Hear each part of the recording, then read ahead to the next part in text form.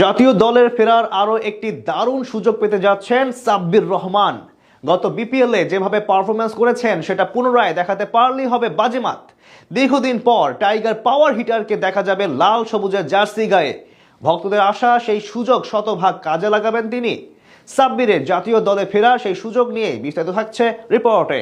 Down the উইকেটে এসে long অনের উপর দিয়ে বিশাল বড় বড় ছক্কা হাঁকাবেন, আবার প্রতিপক্ষ বোলারদের চোখে চোখ রেখে জবাব দেবেন। পুনরায় 22 গজে ব্যাট হাতে ঝড় তুলবেন, এমন স্বপ্নগুলো আজও মনের গহীনে ধারণ করেন সাব্বির রহমানের ভক্তরা। সাব্বির ফিরবেন কি? ফেরা হয়তো জরুরি, ভক্তদের জন্য হলেও আরো একবার লাল সবুজের জার্সিতে প্রত্যাবর্তন করা উচিত। সেই পথ সহজ করতে এবার দারুণ একটা সুযোগ আসতে চলেছে তার কাছে, যেখানে ভালো করতে পারলেই টি-20 দলে জায়গা করে নিতে পারেন এই পাওয়ার হিটার। সাব্বির রহমান নামটা এদেশের কোটি কোটি ক্রিকেট প্রেমীদের কাছে এক আক্ষেপের গল্প বললে খুব বড় ধরনের ভুল হবে না। অপার সম্ভাবনা এবং সামর্থ্য নিয়ে 22 গজে পদার্পণ করলেও সময়ের সঙ্গে সঙ্গে উন্নতির বদলে নিজের অবনতির দিকে নজর ছিল তার। 2017 সালে সাব্বিরের খেলা দেখে অজি কিংবদন্তি স্পিনার নাথান লায়ন তাকে সম্বোধন করেন বাংলার বিরাট কোহলি নামে, কিন্তু অকালে অল্প সময়ের ব্যবধানে হারিয়ে যান তিনি। তার ভক্তরা অবশ্য এখনো স্বপ্ন দেখেন তিনি ফিরবেন,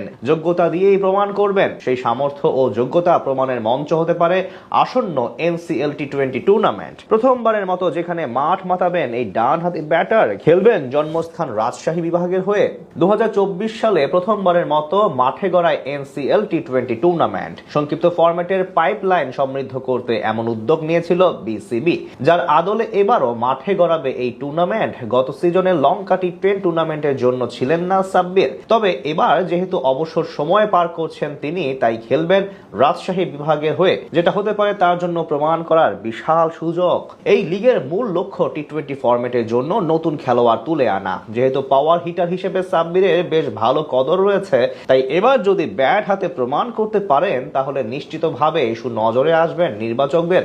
এর সাথে তার জন্য পজিটিভ বিষয় হলো গত বিপিএল এর পারফরম্যান্স। 2025 বাংলাদেশ প্রিমিয়ার লিগের শাকিব খানের মালিকানাধীন ঢাকা ক্যাপিটালসের জার্সি গায়ে ব্যাট হাতে প্রায় 160 স্ট্রাইক রেটে মাত্র 9 ইনিংসে 189 রান করেছেন তিনি, যেখানে ব্যাটিং গড় ছিল ইনিংস প্রতি 31.50।